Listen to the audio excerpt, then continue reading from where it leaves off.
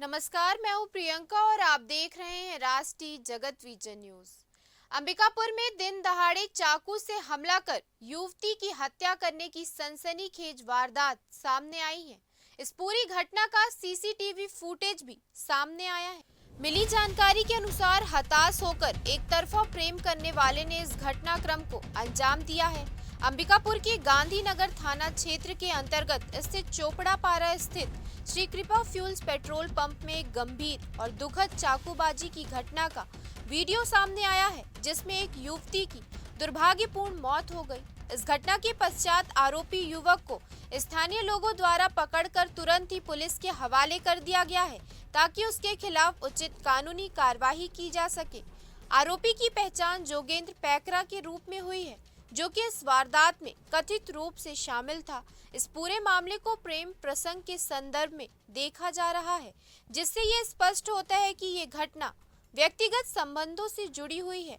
Police प्रशासन ने मामले की गहन जांच शुरू कर दी है, ताकि इस प्रकार की घटनाओं की पुनरावृत्ति को रोका जा सके और प्रभावित परिवार के प्रति वास्तविक सहायता प्रदान की जा सके। थाना गांधीनगर क्षेत्र के मिशन चौक के पास एक पेट्रोल पंप में काम करने वाली एक लड़की थी, जिसको कि जिला बलरामपुर के थाना कुसमी क्षेत्र के रहने वाले जोगिंदर पैकरा, जिसकी उम्र करीबन 29 साल होगी, आज करीबन 11:30 से 12 के बीच पेट्रोल पंप के पास में उसने लड़की को जो है वो चाकू मारा है और लड़की जो थी वो होली क्रॉस हॉस्पिटल में सीरियस थी।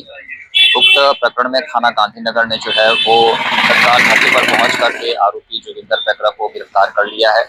प्रकरण की जो मुख्य वजह है, हत्या करने की जो मुख्य वजह है, वो प्रेम प्रसंग बताया जा रहा है। प्रेम प्रसंग अभी तक पता चला है, जिसमें कि लड़की जो थी वो जोगिंदर पैकरा से प्रेम प्रसंग में थी और जोगिंदर पैकरा को इस बात से आपत्ति थी कि जो लड़की है वो किसी दूसरे लड़के के साथ बात करती है। इस संदेह और शंका के कारण जो है लड़की को आरोपी ने चाकू मारा है।